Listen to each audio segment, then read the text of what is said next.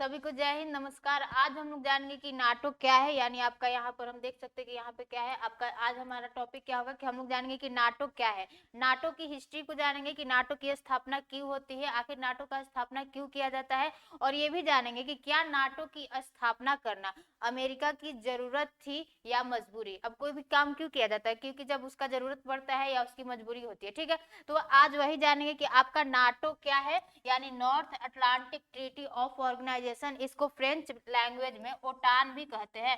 तो नाटो की थोड़ा सा हम लोग हिस्ट्री जानते हैं कि नाटो की स्थापना क्यों की जाती है। तो देखिए आपका होता क्या है कि सेकेंड वर्ल्ड वॉर कब से कब तक चलता है, 1939 से 1945 तक आपका क्या चलता है, सेकेंड वर्ल्ड वॉर चलता है। यानी द्वितीय विश्व युद्ध कब चलता है, 1939 से 1945 तक चलता है। इस सेकेंड वर्ल्ड वॉर में यूरोप की जो अर्थव्यवस्था थी वह बिल्कुल क्या हो चुकी थी, तबाह हो चुकी थी। और जो यूरोप था वो लगभग क्या हो चुका था, भुखमरी के कगार पर आ चुका था। और यही दूसरी ओर क्या था कि जो हिटलर है, यानी ये जो आपका हिटलर दिख रहा है, इसकी जो हार थी वह क्या थी, तय हो चुकी थी।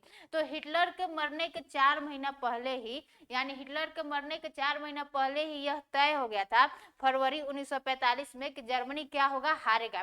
तो जर्मनी हारेगा, तो जर्मनी के हारने के बाद जर्मनी पर किस देश का अधिकार होगा, इस बात को लेकर क्या होता है, यूक्रेन के शहर याल्टा में, यानी यूक्रेन के शहर याल्टा में क्या होती है, एक बैठक होती है कि जब जर्मनी सेकेंड वर्ल्ड वॉर में क्या हो जाएगा, हार जाएगा, तो जर्मनी पर किस देश का अधिकार होगा। तो इस बात को लेकर क्या होता है, यूक्रेन का शहर क्या है, एक याल्टा नाम का यूक्रेन का शहर है। वहीं पर क्या होता है आपका याल्टा कॉन्फ्रेंस होता है, जिसमें क्या होता है कि हमारे अमेरिका के रूजवेल्ट जाते हैं, और आपके ब्रिटेन के विंस्टन चर्चिल, और रशिया के कौन आते हैं, स्टालिन आते हैं। ये तीनों ही देशों के प्रेसिडेंट आते हैं, और यहाँ पर क्या होता है आपका याल्टा कॉन्फ्रेंस होता है। और याल्टा कॉन्फ्रेंस में क्या होता है, कहा जाता है कि जर्मनी जैसे ही हारेगा, यानी जर्मनी जैसे ही हारेगा, उसके क्या कर दिए जाएंगे, उसके 4 टुकड़े कर दिए जाएंगे। यानी मान लीजिए यहाँ पे क्या है आपका, मान लीजिए क्या है, यूरोप का एक देश क्या है, जर्मनी है। तो इन लोगों ने कहा कि जर्मनी जैसे ही हारेगा उसका हम लोग क्या कर देंगे, 4 टुकड़ा कर देंगे। यानी एक हिस्सा इसका कौन ले जाएगा, एक हिस्सा आपका इसका रसिया ले जाएगा, और इधर का हिस्सा कौन ले जाएगा, इसका इधर का हिस्सा कौन ले जाएगा, आपका फ्रांस ले जाएगा। ठीक है, इधर का हिस्सा कौन ले जाएगा, फ्रांस ले जाएगा। और जो इसका ऊपर का हिस्सा था, ऊपर का हिस्सा बोला ब्रिटेन की हम ले जाएंगे, यानी ब्रिटेन में बोला कि हम ले जाएंगे। और नीचे का कौन बचा, अब बच गया एक अमेरिका। तो अमेरिका बोला कि नीचे का हिस्सा किसे दे दो, हमें दे दो। तो इस तरह यह क्या करते हैं कि इस याल्टा कॉन्फ्रेंस में जर्मनी को 4 टुकड़ों में बांट देते हैं, जिसका इधर का एक हिस्सा कौन बोला, रसिया बोला कि इधर इसको हम ले जाएंगे, और इधर फ्रांसवा बोला कि इधर हम ले जाएंगे, और ब्रिटेन बोला कि ऊपर वाला हिस्सा हमको दे दो, और नीचे वाला हिस्सा करो क्या करो, जर्मनी का अमेरिका हमको दे दो। तो इस तरह क्या हुआ, जर्मनी के 4 टुकड़े कर दिए गए। यानी जो आपका याल्टा कॉन्फ्रेंस हुआ उसमें क्या हुआ, जर्मनी के 4 टुकड़े कर दिए गए। और फाइनली ऐसा ही हुआ, जैसे ही हमारा जर्मनी सेकेंड वर्ल्ड वॉर में हारता है, क्या होता है, जर्मनी के 4 टुकड़े कर दिए जाते हैं, जिसका एक हिस्सा रसिया ले जाता है, एक हिस्सा फ्रांस ले जाता है, ऊपर का हिस्सा ब्रिटेन, और नीचे का हिस्सा अमेरिका ले जाता है। तो यही बात हुआ आपके याल्टा कॉन्फ्रेंस में। और इसी याल्टा कॉन्फ्रेंस में जो आपका रसिया है, रसिया ने बोला था कि सेकेंड वर्ल्ड वॉर में जापान जैसे ही युद्ध को हारेगा तो हमारी कुछ जमीनें जापान के पास में है, तो जैसे ही वो जापान सेकेंड वर्ल्ड वॉर हारेगा तो हम क्या करेंगे, उससे अपनी कुछ जमीन को ले लेंगे। तो इस याल्टा कॉन्फ्रेंस में बोला गया कि ठीक है, तुम अपना जमीन क्या करना, ले लेना। तो जो इसका क्यूरिल आइलैंड है, यहाँ पे हम इसको मैप में आपको दिखा दे रहे हैं कि यहाँ पे कुछ आपको क्या है, क्यूरिल आइलैंड है, जो कि क्या है, जापान और बोल सकते हैं कि रसिया के बीच का क्या है, विवादित क्षेत्र है। यानी यहाँ पे क्या आपका क्यूरिल आइलैंड देखने को मिल रहा है। तो क्यूरिल आइलैंड को इसने बोला कि हम ले लेंगे। और इसी याल्टा कॉन्फ्रेंस में यह भी बात रसिया से बोला गया था कि देखो तुम क्या करोगे, अब यूरोप में क्या करोगे, अपना एक्सपेंशन नहीं करोगे। एक्सपेंशन का मतलब क्या हो गया कि तुम अब यूरोप में अपनी कम्युनिस्ट विचारधारा को नहीं फैलाओगे। यानी क्या हुआ, अब क्या हुआ कि देखिए, जो आपका रसिया है, रसिया खुद तो कितना बड़ा है, इतना बड़ा क्या है आपका रसिया है। यानी इतना बड़ा क्या है, इसका इतना बड़ा एरिया क्या है, रसिया का है। यानी विश्व का सबसे बड़ा देश कौन सा है, आपका रसिया है।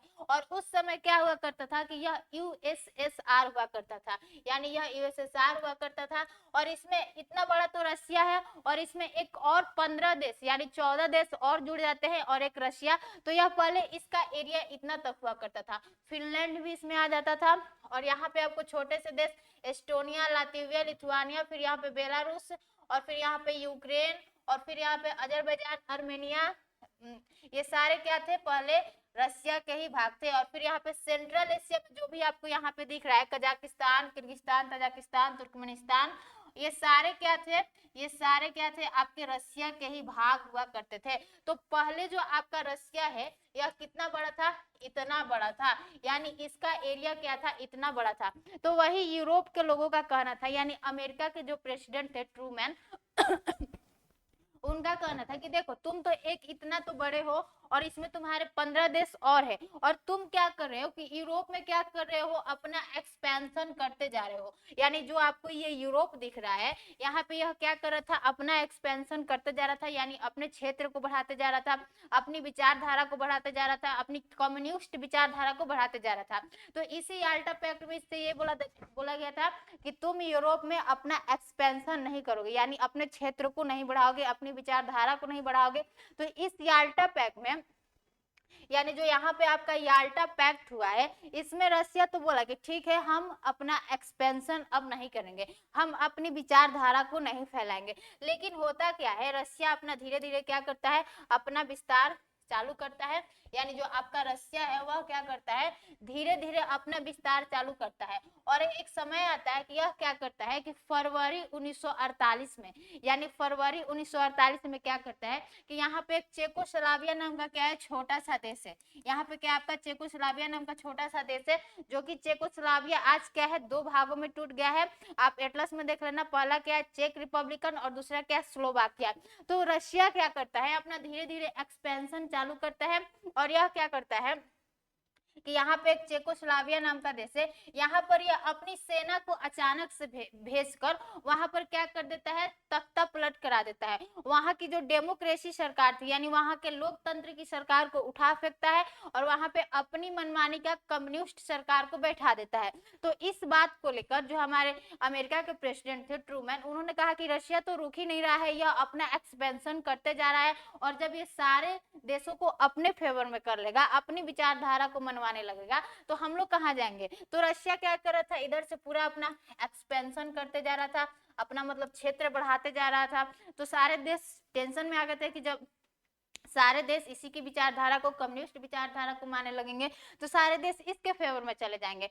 तो अब रशिया को क्या हो गया था, रोकना जरूरी हो गया था कि यह क्या करे, यह अब आगे ना बढ़े। तो आगे ना बढ़े तो यह क्या कर रहा था, लगातार अपनी मतलब विचारधारा को फैलाते जा रहा था, फैलाते जा रहा था।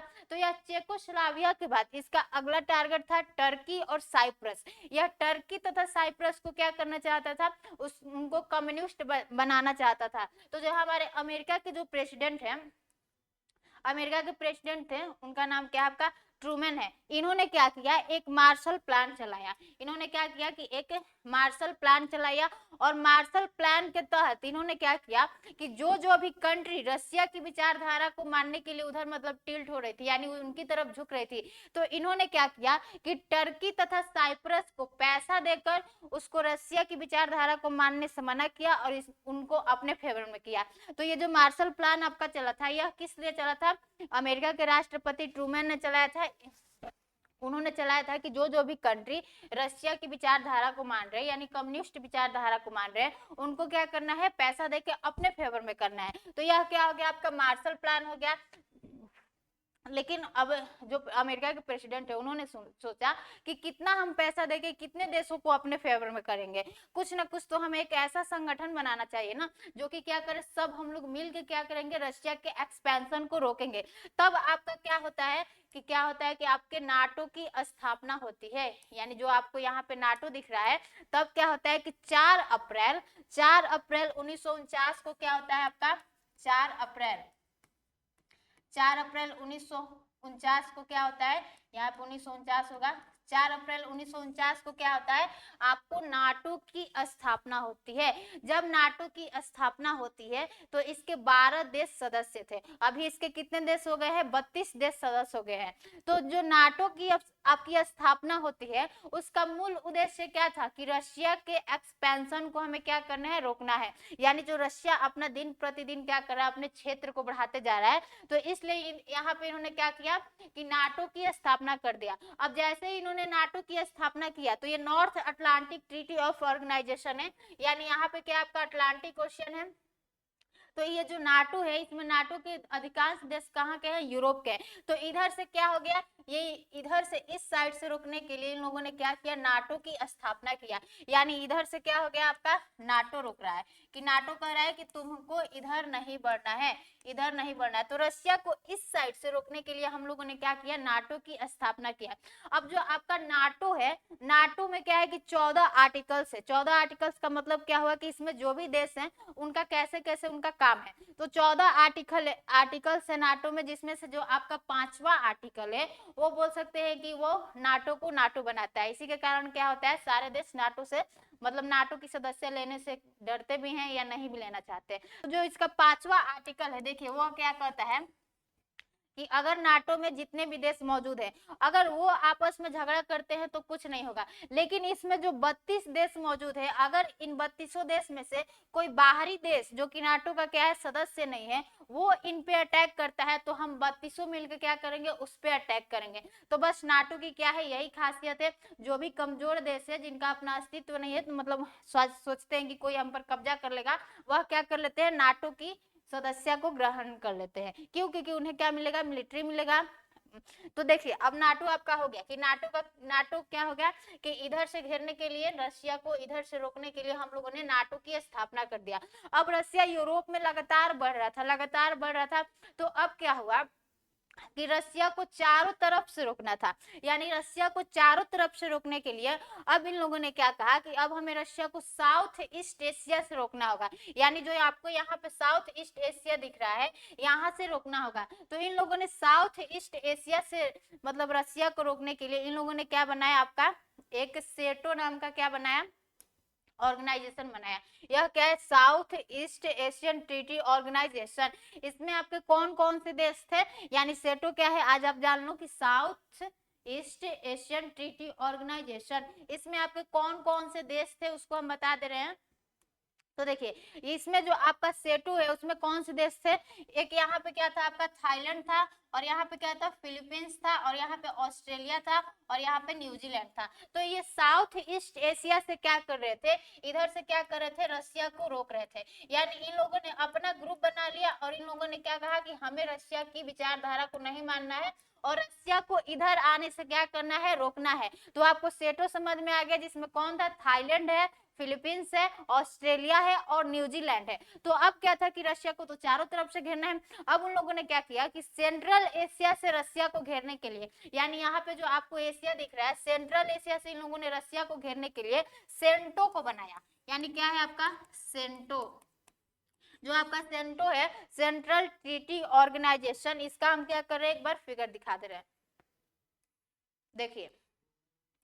देखिए सेंट्रल ट्रीटी ऑर्गेनाइजेशन, यानी सेंट्रल एशिया से मतलब सेंट्रल एशिया में रशिया को रोकने के लिए क्या बनाया गया, आपका सेंटो बनाया गया। तो अब सेंटो में कौन कौन से देश थे, आपका जो सेंटो है इसमें आपका ईरान था, फिर क्या था आपका इराक था, और फिर क्या था आपका पाकिस्तान था, और फिर क्या था आपका टर्की था। ठीक है, तो यह क्या बनाते हैं, ये 1 2 3 4 ये चारों देश मिलकर क्या करते हैं, सेंटो का निर्माण करते हैं। और इन्होंने सेंटो क्यों बनाया था, सेंट्रल एशिया में रशिया को रोकने के लिए इन लोगों ने क्या किया, सेंटो को बनाया। तो अब इन लोगों ने क्या किया कि रशिया जो है उसको चारों तरफ से घेर लिया। यानी यहाँ से क्या आपका काम कर रहा है, सेंटो काम कर रहा है। ठीक है, तो अब रशिया देख रहा है कि अरे भाई हमको तो चारों तरफ से इन लोगों ने घेर लिया, और ऐसा घेरा है कि हम कहीं भी जा नहीं सकते। मतलब इधर से क्या हो रहा है, नाटो हमको क्या कर रहा है, घेर रहा है, और इधर से इन लोगों ने सेंटो को बना दिया, और इधर से इन लोगों ने क्या कर दिया, सीएटो को बना दिया।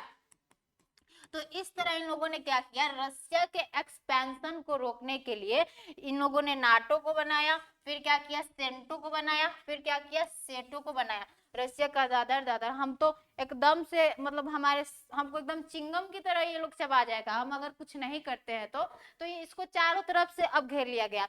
अब रशिया क्या करता है कि रशिया अपनी विचारधारा, जो भी देश इसकी विचारधारा को मानते थे तो उनके साथ मिलकर क्या करता है, यह वार्सा पैक्ट को बनाता है। यह वार्सा पैक्ट क्या था, आपका एक सैन्य संगठन था जिसमें कि इसकी विचारधारा को मानने वाले देश क्या होते हैं, इसमें शामिल होते हैं। जैसे आपका क्या था, पोलैंड था, आपका पोलैंड था, अल्बानिया था, रोमानिया था, ठीक है, रोमानिया था आपका, फिर क्या था आपका, बुल्गारिया था, बुल्गारिया था, ठीक है, बुल्गारिया था, और फिर क्या था आपका, चेकोस्लाविया था, ठीक है, चेकोस्लाविया। तो यह क्या करता है कि यह नाटो को काउंटर करने के लिए, यानी नाटो, सेटो को काउंटर करने के लिए रशिया क्या करता है कि वार्सा पैक्ट को बनाता है। यानी वार्सा पैक्ट, जो भी देश रशिया की विचारधारा को मानने वाले थे वह क्या करते हैं, मिलकर वार्सा पैक्ट को बनाते हैं। यानी यह कब बनता है आपका, 1955 में कब बनता है, यानी 1955 में यह क्या करते हैं, वार्सा पैक्ट को बनाते हैं। और जो आपका सेटो था, यानी जो आपका सेटो है वह कब बनता है, यह जो आपका सेटो है यह 1954 में बनता है। 1954 में अमेरिका के राष्ट्रपति बनाते हैं। और जो आपका सेंटो है यह कब बनता है आपका, 1955 में बनता है। और नाटो तो आपको पता चल ही गया कि यह कब बनता है, 1949 में बनता है। तो इस तरह आपको नाटो समझ में आ गया कि नाटो की आखिर स्थापना क्यों किया गया था, रशिया के एक्सपेंशन को रोकने के लिए। तो जो नाटो की स्थापना है वह अमेरिका की क्या बन गई थी, मजबूरी बन गई थी कि हमें क्या करना है, कैसे भी नाटो का जो नाटो है उसकी स्थापना करके हमें क्या करना है, रशिया के एक्सपेंशन को रोकना है। और अगर रशिया सारे देशों को क्या करता है, यूरोप में जितने भी देश है सबको अपनी विचारधारा में फेवर कर लेता है, मतलब अपनी विचारधारा की वहां पे सरकार बना लेता है, तो क्या होगा कि जो आपका यूरोप है सारे देश क्या करेंगे, रशिया से व्यापार करेंगे, सारा काम उसी से करेंगे। तो अब क्या है, चूंकि आपका अमेरिका क्या है, एक कैपिटलिज्म कंट्री है, यानी वह क्या है, पूंजीवादी देश है, और वह क्या करता है, अपने यहाँ पे बहुत सारे सामानों को बनाता है और उसके लिए एक बड़ा सा मार्केट चाहिए तभी तो वो बेच पाएगा। तो उसके लिए एक बड़ा सा मार्केट क्या दिख रहा था, यूरोप दिख रहा था। यानी वो सामान को बनाता है और ज्यादा से ज्यादा यूरोप में बेचता है। और अगर देश, ये सारे यूरोप के कंट्री जो है वो रशिया के फेवर में चले जाएंगे और उसी से ट्रेड करेंगे, हर आवश्यकता की चीजें उसी से लेंगे, तो इसका सामान कैसे बिकेगा। तो इसलिए ये क्या करता है कि जितने भी नाटो में देश है वो अधिकांश क्या है, यूरोप से ही आते हैं। तो यह क्या करता है, उन सारे देशों की रक्षा के लिए क्या करता है, अपना एक्स्ट्रा पैसा देता है ताकि क्या हो सके, ये सारे देशों में क्या हो सके, शांति बने रहे।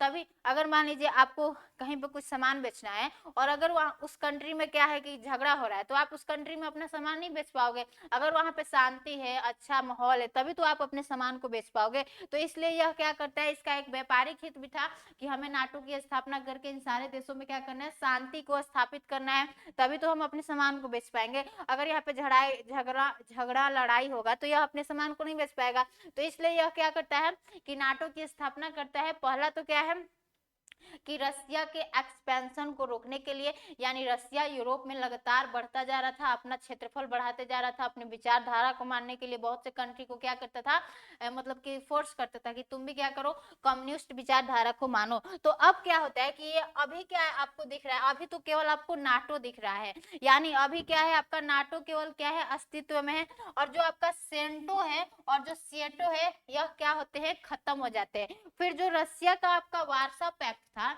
यानी जो रशिया का क्या है आपका वार्सा पैक्ट है, इसमें भी जितने भी देश मौजूद है वह क्या होते हैं कि 1989 में, यानी जो आपका 1989 का ऐसा समय आता है कि जो भी हमारे वार्सा पैक्ट में देश मौजूद थे वह भी क्या करते हैं कि अब इन्हें भी लगने लगता है कि हमारी, बोल सकते हैं कि हम पर ज्यादा हमारी विकास नहीं हो रही है, रशिया हम पर ज्यादा ध्यान नहीं दे रहा है और हमें रशियन लैंग्वेज को समझने में क्या हो रही है, प्रॉब्लम हो रही है। तो यह क्या करते हैं कि 1989 में क्या करते हैं, अपने यहाँ पे डेमोक्रेसी की स्थापना करते हैं, यानी लोकतंत्र की स्थापना करते हैं। जिससे क्या होता है कि 1989 में क्या होता है कि ये आपका वार्सा पैक्ट टूट जाता है और रशिया का सबसे, बोल सकते हैं कि अगर बुरा समय आता है यानी खराब दिन आता है तो उसका कब आता है 1991।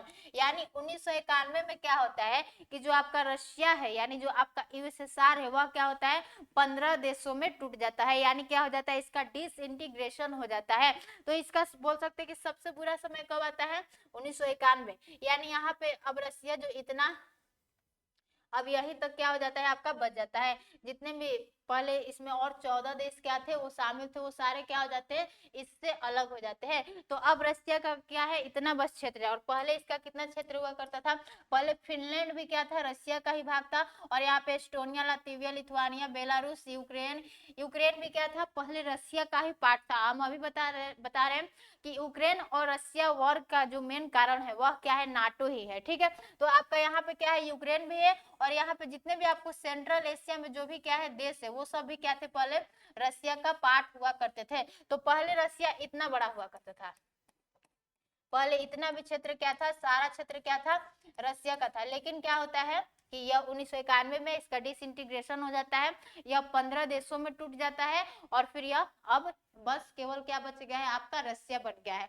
अब हम लोग देख लेते हैं कि जो आपका यूक्रेन है, यूक्रेन और रशिया वार का जो सबसे मेन कारण है वह क्या है आपका नाटो है। तो थोड़ा सा हम रशिया यूक्रेन वार पे चर्चा कर लेते हैं कि देखिए हम आपको बता रहे हैं कुछ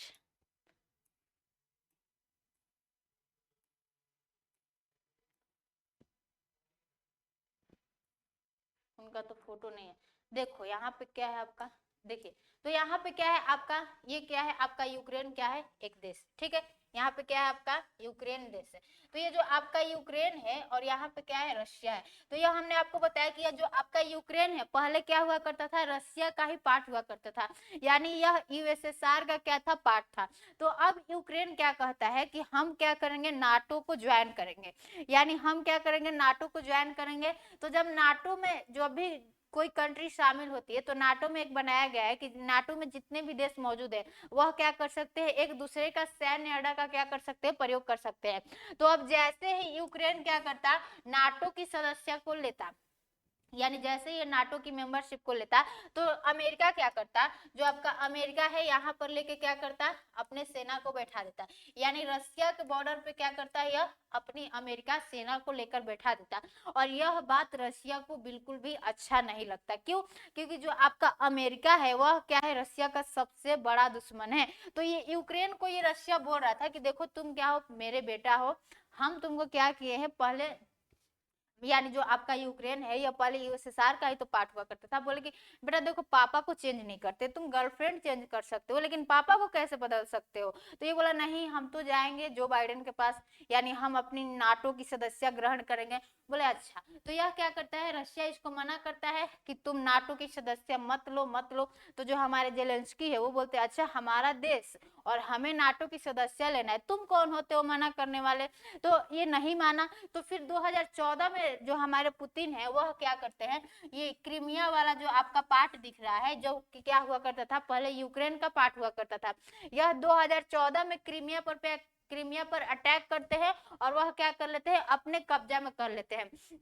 जिस कारण क्या होता है कि जो आपका G8 था G8 से रशिया को निकाल दिया जाता है, अब यह क्या बन गया है आपका G7 बन गया है। तो 2014 में क्या करते हैं पुतिन क्रीमिया पर अटैक करते हैं और वह क्या करते हैं अपने कंट्रोल में कर लेते हैं। फिर भी यूक्रेन नहीं मान रहा है, बोल रहा है कि नहीं हमें तो नाटो की सदस्य लेना ही है। फिर क्या हुआ कि बीच में क्या होता है ना कि रशिया के बहुत सारे जो तेल के पाइप थे वो यूक्रेन से जाते थे और अलग अलग देशों में क्या करते थे वहां पर तेलों को पहुंचाया जाता था। तो ये जो आपका यूक्रेन है वह अमेरिका के कहने पर यह क्या कहता है कि जो इसका तेल का पाइप तुम्हारे देश से होकर जा रहा है ना उसको मत जाने दो, देखते हैं कि यह क्या करता है। तो इसने तेल का जो पाइप रशिया का था वो जा रहा था उसको रोक दिया कि हम अब जो तेल है वो हम अपने देश से नहीं जाने देंगे, ठीक है। तो रशिया बोला अच्छा। अब रशिया क्या करता है कि फरवरी 2022 यानी फरवरी 2022 को क्या करता है यूक्रेन पर अटैक कर देता है। अब बोल सकते हैं कि जो आपका रशिया यूक्रेन वॉर है इसका कितना दिन हो गया, इसके वॉर को यानी युद्ध को चालू हुए 1000 दिन हो गया, ठीक है। तो अब ये जो रशिया यूक्रेन वॉर है, यानी अमेरिका चाहता था कि क्या हो, रशिया किसी वॉर में इन्वॉल्व हो, यानी किसी युद्ध में वह क्या हो, फंसे, ताकि क्या होगा कि जो रशिया की इकोनॉमी है, यानी जो रशिया की अर्थव्यवस्था है, वह क्या होगी, पीछे जाएगी। और यह पीछे जाएगी तो यह क्या होगा, मेरे से बहुत पीछे जाएगा। लेकिन होता क्या है कि इस रशिया यूक्रेन में क्या होता है कि रशिया को ज्यादा फायदा होता है। क्यों? अब पूछिए, रशिया यूक्रेन वॉर में रशिया ने यूक्रेन के उस भाग पर कब्जा किया है जो कि क्या है, बहुत ही ज्यादा क्या है, नेचुरल रिसोर्सेस है, यानी वहां पे क्या है, बहुत सी प्राकृतिक क्या है, संसाधन है। और रशिया यूक्रेन वॉर में जो आपका रशिया है, रशिया ने वैसे हथियारों का यूज किया है यूक्रेन पर मारने के लिए, जो हथियार अब देश को लग रहा था, बहुत से देशों को लग रहा था कि अब यह रशिया का हथियार क्या हो गया है, बहुत पुराना हो गया और कम काम कर रहा है। तो रशिया उन हथियारों की ताकत क्या कर रहा है, इस अपने यूक्रेन वॉर में दिखा रहा है कि देखो इस हथियार से इतना नुकसान हो सकता है, यह कितना पावरफुल है। जिससे क्या हो गया कि रशिया का जो हथियार था पूरे विश्व में उसकी डिमांड बढ़ गई। और फिर क्या होता है कि रशिया को इस समय रशिया यूक्रेन वॉर में बहुत से नए नए देशों से क्या हो रहा है, इसको ट्रेड करने का मौका मिल रहा है, यानी तेल बेच रहा है। भारत जो कि क्या था, यह तेल खरीदता था, लेकिन रशिया यूक्रेन वॉर में इसने क्या किया, भारत ने क्या किया कि रशिया से सस्ते दाम पर क्या किया, तेल को खरीदा और फिर यहाँ अपने यहाँ पर रिफाइन करके इसने पूरे देश को, पूरे विश्व में बेचा, ठीक है। तो रशिया यूक्रेन वॉर में जो अमेरिका सोच रहा था कि कि जेलेंस्की को चढ़ा दो और इसको क्या करो, हथियार सप्लाई करते रहो, और ये क्या करेगा, यूक्रेन को युद्ध में फंसाए रहेगा। अब देखिए, अब जो आपका अमेरिका है, अमेरिका चाहता तो इस रशिया यूक्रेन वॉर को रुका सकता, मतलब कि कभी कब का खत्म कर देता, लेकिन वह नहीं चाहता है कि रशिया यूक्रेन वॉर जो है वो खत्म हो। क्यों?